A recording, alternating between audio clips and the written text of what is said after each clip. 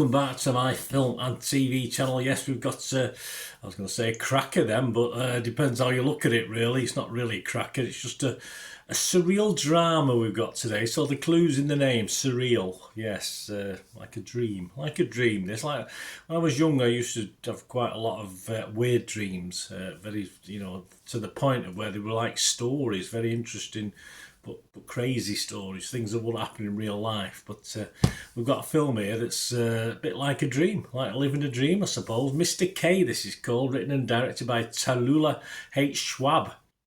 It's a Netherlands, Norway, Belgium configuration, but it is actually filmed in English, so don't panic. Don't think it's a subtitle film or anything like that. And it's about Mr. K, of course, a travelling magician, nothing to do with Serial, finds himself in a Kafkaesque nightmare when he can't find the exit of the hotel he's slept in. His attempts to get out only pull him deeper in, entangling him further with the hotel and its curious inhabitants. Yes, you wouldn't want to spend too many nights with this lot, but poor Mr. K unfortunately has to. This stars Crispin Glover as the protagonist, Mr. K, Sunyi Meles, Fionnuala Flanagan, Bjorn Sundquist, Dia Rabla Malloy, Barbara Serafine and Jan Gunner. Well, I like quirky. I do like quirky. I do like surreal sometimes. There's a bit of provisos with that though, which I'll tell you about.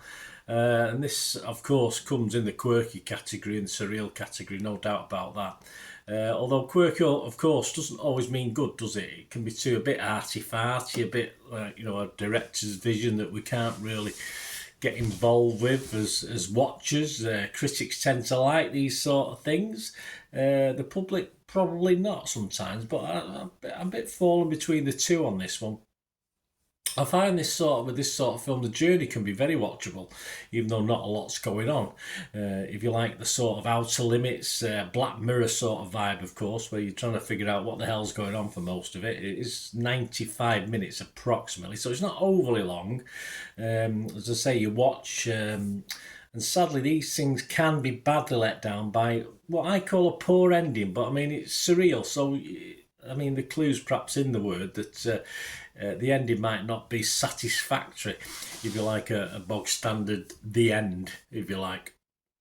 And for me, this does fall into that category where it's not really the end. You're going, all right, okay. You're just left puzzled, even though the film puzzles you. At least it's interesting. It's just the punchline doesn't quite work. I mean, Crispin Glover carries the story really well, and is at times for me, or was at times for me, the difference between perhaps you carrying on watching it and just giving up and turning the telly off. This is should be available on various streaming sites now. It had a limited release back in the Netherlands in January 2025. I'm recording this on the 12th of May 2025. So you have to check this one out if you fancy it. And I won't put you off particularly, although I'm not going to recommend it either.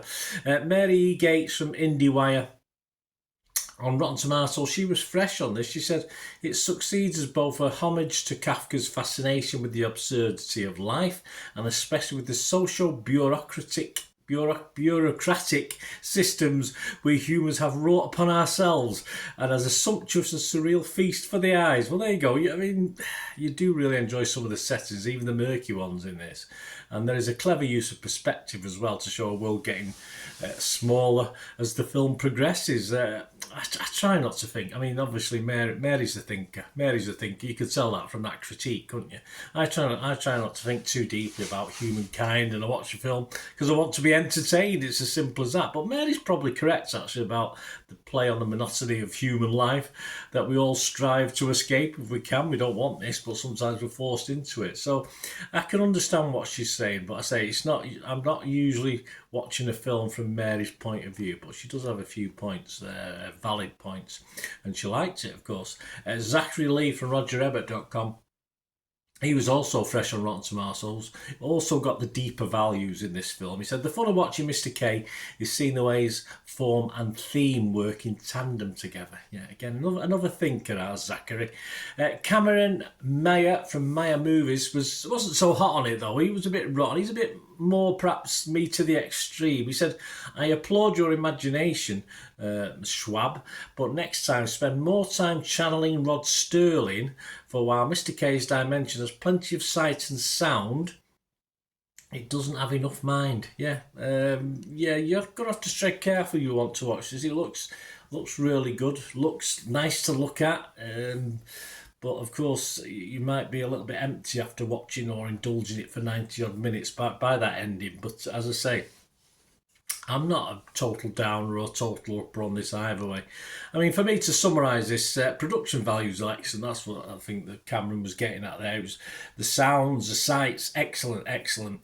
And of course, the cast is excellent from our main guy downwards. All the cast are very, very good. And I thought it was a really interesting watch, although I just knew watching it that it's going to end stupid, this, isn't it, or end silly, because it is a dream, basically. It's a dream on film.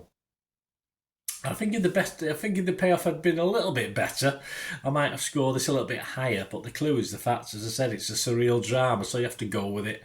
I just wished it had been a less a surreal ending by the end of it all. Schwab himself, I think, will be happy with this. I think he's probably done what he wanted to do. I don't think he's done anything wrong with this. I think he'll watch this and be quite happy with generally what he's done. So if you're willing and able to live in his world, then there's not too much to quibble about. You'll like it. Personally, I'm not particularly all in. I'm part way, but not all.